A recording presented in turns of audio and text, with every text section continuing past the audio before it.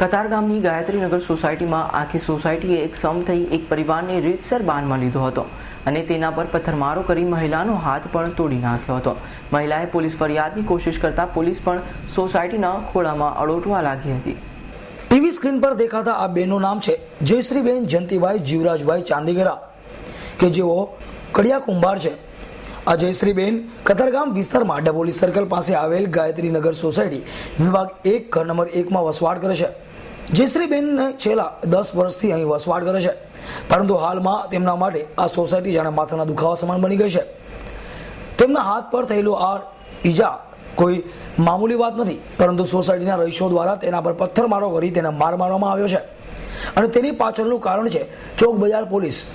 ચોક બજાર પોલીસ પણ હાલમાં ગાયત્રીનગર સોસાયટીના પ્રમુખ અરવિંદભાઈ તથા વિનુભાઈ અને સોસાયટીના રહીશોને સાવરી રહી છે.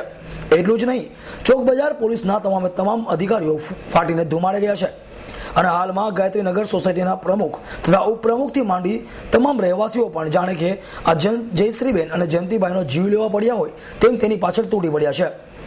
છેલ્લા 3 દિવસથી જયંતિભાઈ ઘરની બહાર છે, કારણ કે તેના પિતાને એક્સિડન્ટ થવાના કારણે જયંતિભાઈ આખરે તેના સારવાર માટે વતન ગયા હતા.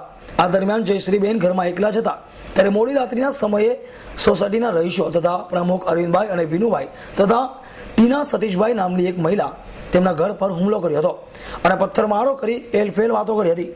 આ ઉપરાંત જાતિ વિષયક અપમાનજનક શબ્દો પણ બોલ્યા હતા અને તમે હલકી જાતના છો તેવું કહીને પણ તેમને ઠેસ પહોંચાડી હતી, જેના કારણે આખરે જયશ્રીબેને કંટ્રોલમાં વર્દી નોંધાવી હતી.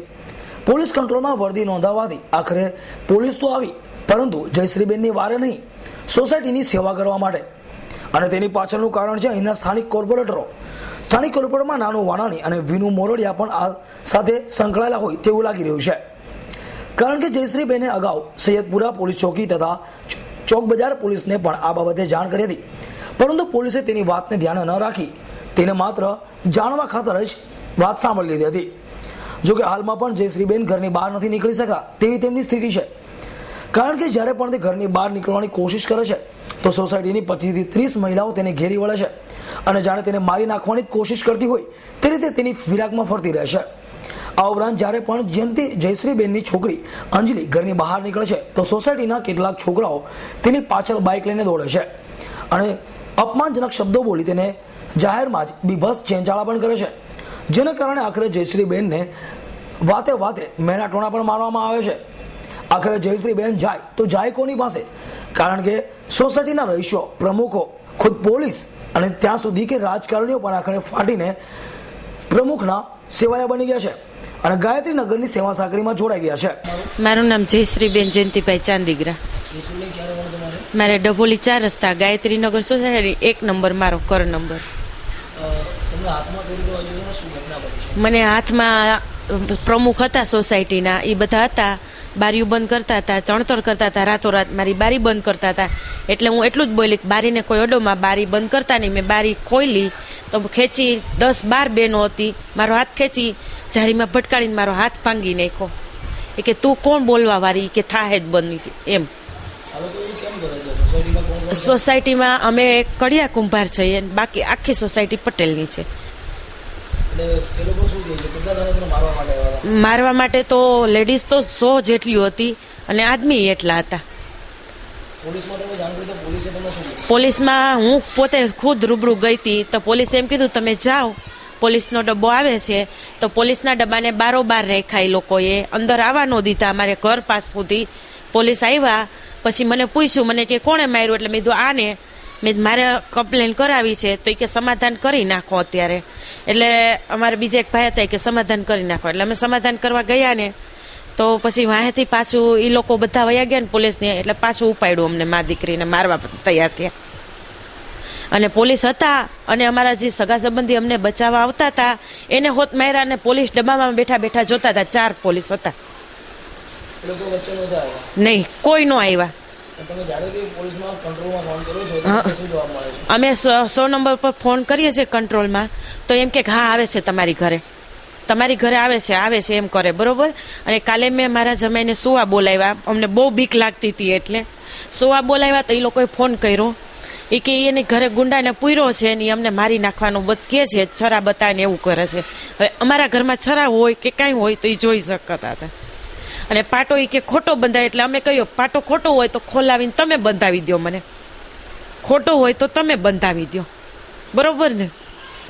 મિત્રો, તમે સાંભળ્યું કે જયશ્રીબેન આખરે કેટલી દુઃખદ પરિસ્થિતિમાંથી પોતાના દિવસો પસાર કરી રહ્યા છે. છેલ્લા 10 વર્ષથી તેઓ આ સોસાયટીમાં વસવાટ કરે છે, પરંતુ અત્યાર સુધી એને કોઈ નથી નડતું. પરંતુ જ્યારે હાલમાં 136 થી 140 જેટલા મકાન ધરાવતી આ સોસાયટીમાં સમગ્ર પરિવાર પટેલ સમાજના થઈ ગયા છે, ત્યારે માત્ર એક જ પરિવાર એવો છે કે જે કડિયા કુંભાર છે, જે સોસાયટીના આંખમાં કણાની જેમ ખૂંચી રહ્યો છે, જેના કારણે આખરે આ પરિવાર અહીંયાથી ખાલી કરીને જાય તેના માટે જ તેઓને ત્રાસ આપવામાં આવી રહ્યો છે.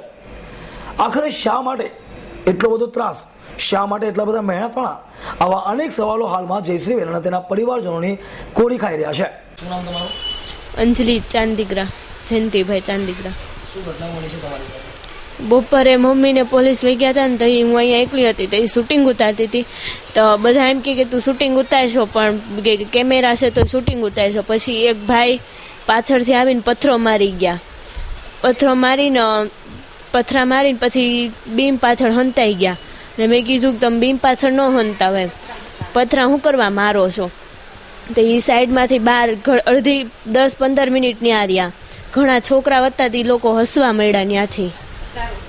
ગારો એ બસ એ હસવા મળ્યા ને સ્કૂલે જાય તોય પાછળ હોય. હા, પોલીસ લેડીઝ પોલીસ નહોતી, 4 પોલીસ હતા. પોલીસ ચોકીમાં કલાક સુધી બેસાડેલા. નહીં, કોઈ નહોતું. પોલીસમાં બધા એનું કામ કરતા હતા, હું એક જગ્યાએ બેઠી હતી. આ અંગે જ્યારે તેમને સંપર્ક કરવામાં આવ્યો ત્યારે અંજલિબેને પણ જણાવ્યું હતું કે આખરે સોસાયટીના રહીશો પણ તેની પાછળ કૂતરાની જેમ દોડતા હોય છે, અને જાણે કે બચકા ભરવા માટે દોડતા હોય તેમ તેની જાહેરમાં બીભત્સ ચેંચાળા પણ કરવામાં આવે છે. એટલું જ નહીં, જાહેરમાં એલફેલ પણ બોલવામાં આવે છે. પરંતુ જયશ્રીબેન હાલમાં તમામ વસ્તુ સહન કરી રહ્યા છે, કારણ કે તેઓ માને છે કે જ્યાં સુધી શાંતિથી રહેવા મળે તો ખૂબ સારી વાત છે. પરંતુ સોસાયટીના રહીશો ફાટીને ધુમાડે ગયા હોય તેમ આખરે આ જયશ્રીબેન અને તેની પુત્રી અંજલિ સાથે હાથ ધોઈને પાછળ પડી ગયા છે.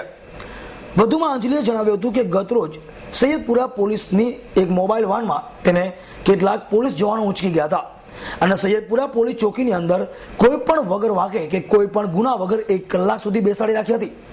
શું આખરે પોલીસ પાસે એવી કોઈ સત્તા છે ખરી કે કોઈ પણ નિર્દોષ કિશોરીને આ રીતે પોલીસ ચોકીમાં બેસાડી રાખે, એ પણ પોલીસ જવાનોની વચ્ચે?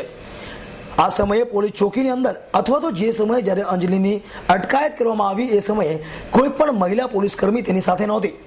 આખરે શા માટે?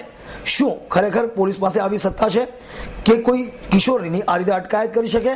કોઈ પણ વગર વાંકે કે કોઈ પણ ગુના વગર આખરે કિશોરીને પોલીસ ચોકીમાં બેસાડી રાખે?